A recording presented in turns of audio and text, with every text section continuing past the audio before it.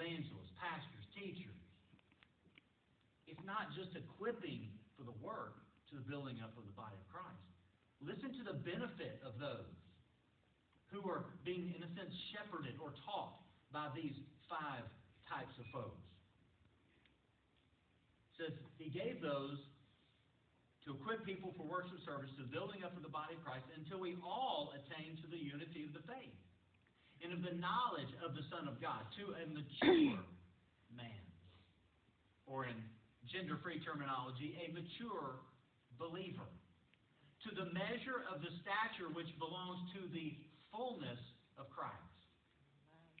So as pastors, as apostles, prophets, evangelists, pastors, teachers, the goal is to invest in a spiritual and a relational sense, and even in times of physical sense, maybe with feeding or clothes or different things that might meet a physical need, to being there and equipping the saints for the works of service, so that they're growing into maturity.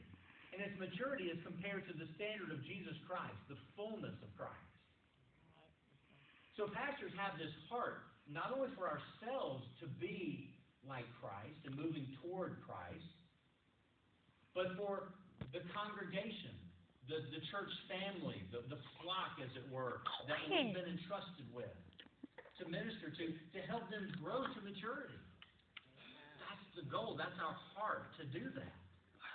And it says, as a result, in Ephesians 4:14, as a result, we're no longer to be children, tossed here and there by waves, and carried about by every wind of doctrine, by the trickery of men, by craftiness and deceitful scheming.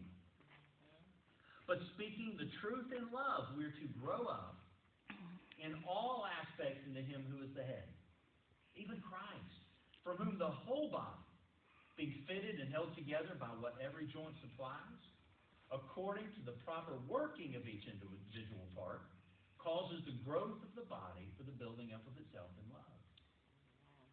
So you see in that passage there, the apostles, the prophets, evangelists, pastors, teachers, their goal is to equip the saints for the works of service, but for the building up of the body of Christ.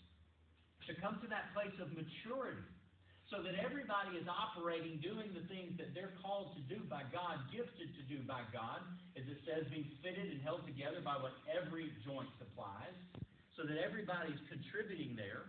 It causes the growth of the body to the building up of itself in love. So there's this important understanding that there's the heart of the pastor that's investing, the heart of the teacher, the apostle, prophet, evangelist, the heart of those folks investing in believers so that they would grow to maturity. And that's really the heart of God. Just like a parent, God desires folks to grow into maturity.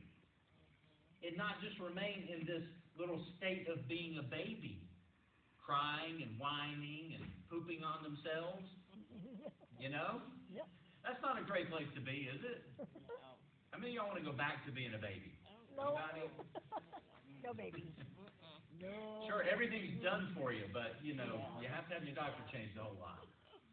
A few weeks ago, I used this illustration that there was an illustration of an elementary school and how the school was placed near a busy highway, and the kids would go out for recess, and the teacher would take them out, and they kind of huddled near the school because they were scared of the busy highway.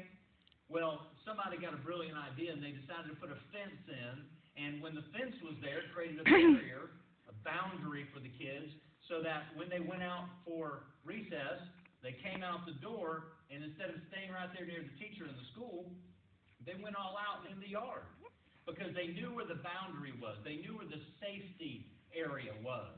And so they had freedom to play within that fence. Yep.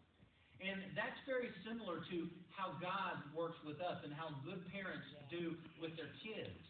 They try to set these boundaries and say, hey, here's a fence, you can operate within that, and everything works good. You know, there's freedom within that boundary. And so God gives us those similar guidelines